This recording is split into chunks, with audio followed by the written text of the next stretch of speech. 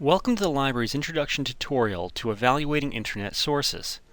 To be an effective user of Internet sources, you must learn to become a cyber skeptic and critical evaluator of information. This tutorial will introduce you to a set of criteria you can use to evaluate the information. Here is a list of criteria you should consider when evaluating a website.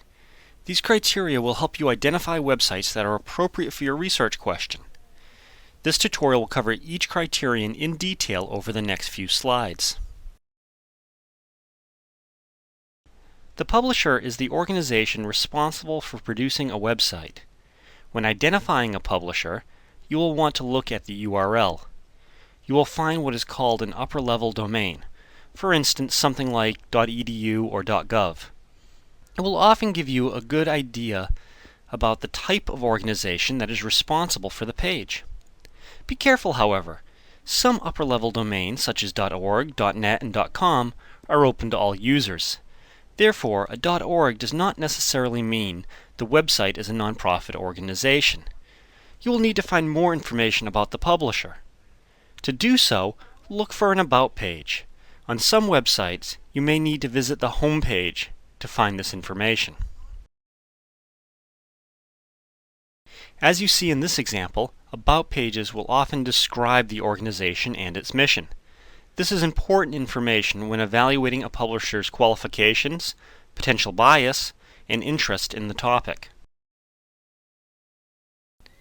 In addition to the publisher, you should try to identify information about the author.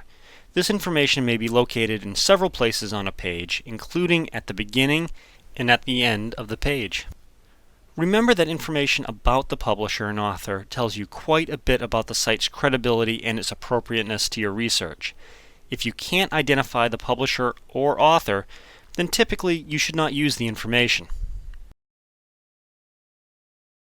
When you identify the publisher and author, you need to ask yourself whether they are qualified to publish on the topic. Ask yourself questions such as, do they have expertise in the area? You also need to ask yourself whether the author and/or publisher has a vested interest in the topic. In this example, Sanofi-Aventis is an organization that employs medical doctors, pharmacists, and other health experts. They certainly have expertise to publish a page on insomnia, a disorder treated by one of their products. However, it is also clear that the company has a financial interest in portraying the disorder and its treatment in a particular way. That is, the company wants to sell its product, Ambien. You should also examine the author. What are the author's credentials? Is he or she qualified to publish on the topic? What is his or her experience? In this example, we see that the page was created by Senator Byrd of West Virginia.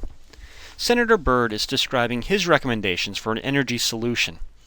Since Senator Byrd's home state is a major coal producer, it is clear that the senator has a political interest in promoting coal as part of that solution.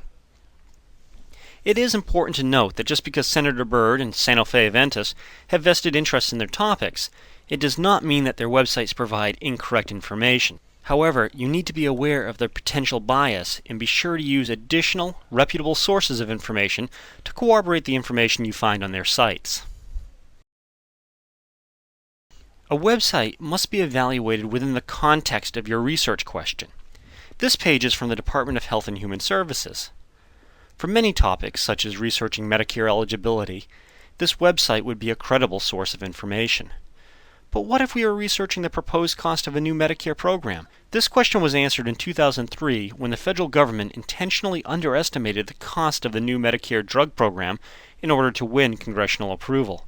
About a year after the program was approved by Congress, the Washington Post reported that administration officials threatened to fire the former Medicare chief actuary if he released his higher cost estimates. It became clear that the executive branch of the government had a vested interest in the topic that caused it to hide certain information from the public. In addition to evaluating the author and publisher, you need to determine the type and purpose of the publication. In this example, the type of publication is a newspaper. And since we're looking at an editorial, we know that its purpose is to persuade. This is an example of a wiki page from Wikipedia. We know that wiki pages are developed through the online collaboration of its members. The purpose of Wikipedia is to provide readers with a broad overview of specific topics. Therefore, it is a source that we might use as a reference when becoming familiar with a topic, but it does not provide the type of information appropriate for scholarly research. You should also evaluate the website for accuracy, objectiveness, and currency.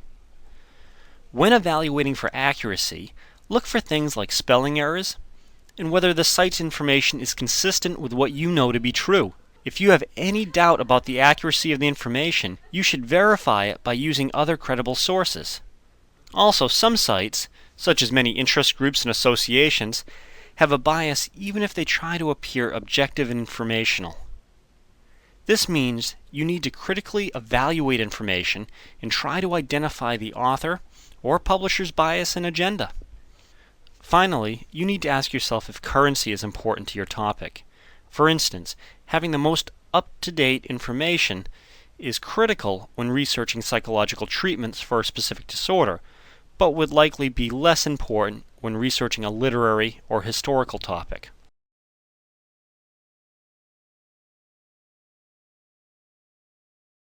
This concludes the introductory tutorial on evaluating Internet sources. If you have questions about evaluating sources, please contact a reference librarian.